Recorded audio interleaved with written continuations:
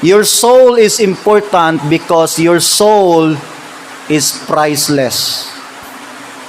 Walay price tag ang imuhang kalag.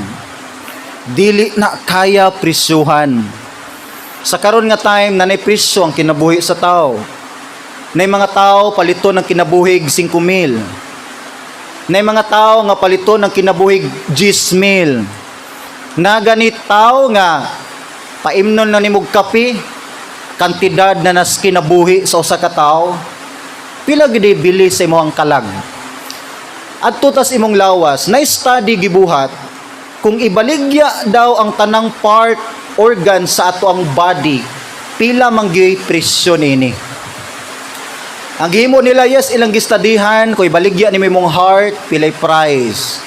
Baligya nimo imong kidney, pilay price. Ang imong eyeball, kaning atong mata, imo nang ibaligya, pilay price. Daghang mugukod ni ana. Labi na tong may mga problema silang mga organs. And according sa study, kung tanang mahalin nga parts sa ato ang body, mo total siya og $550,000. Kabalo ka pila ka sa peso? That's 28 million pesos.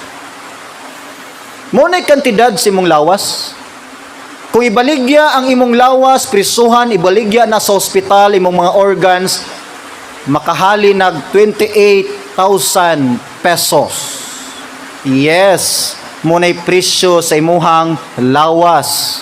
Pero ngayon ang Bible, walay presyo ang imong kalag.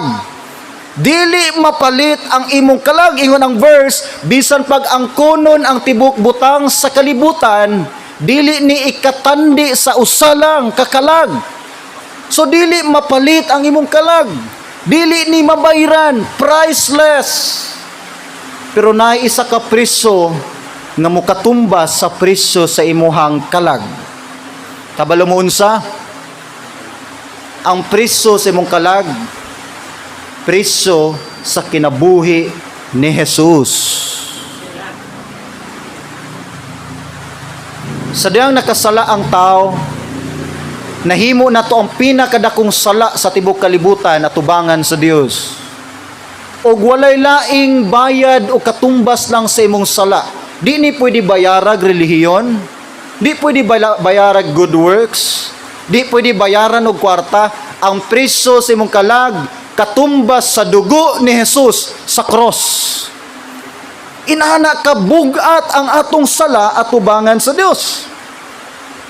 Na isa ka study nga one day in the coming future, dili na mauso ang mga lungon nga kahon.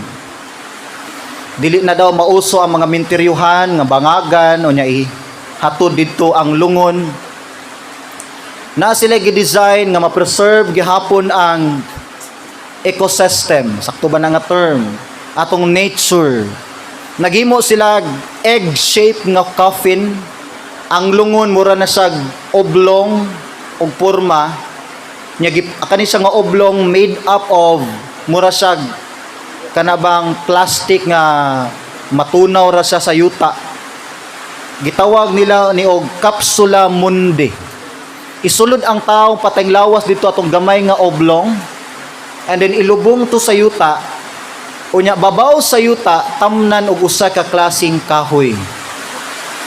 Ilan ang gituyo aron nga ang imong loved ones nga mamatay, gusto nimo sa hinumduman, isulod nimo sa didto, tamnan og kahoy, magpili ka unsang kahoy imong pilion.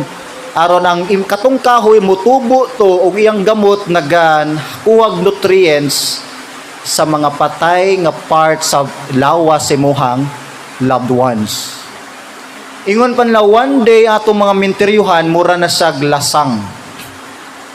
Ning abot di ba dito pilion asa unsa man tong kahoya si tatay gani?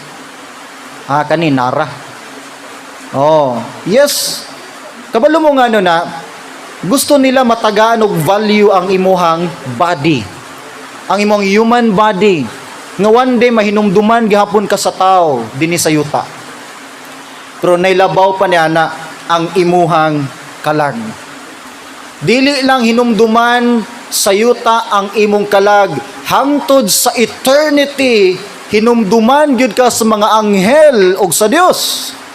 Mas bililhon ang imuhang kalag.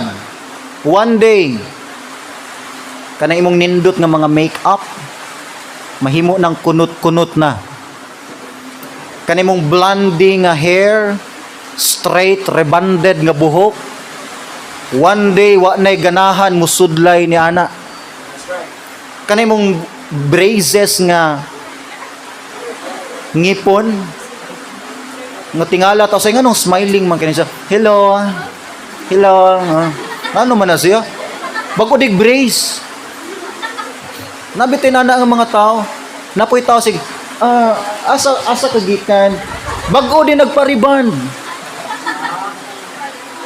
Napoy tao nga inigduwag basketball sila panamak. Si panamak.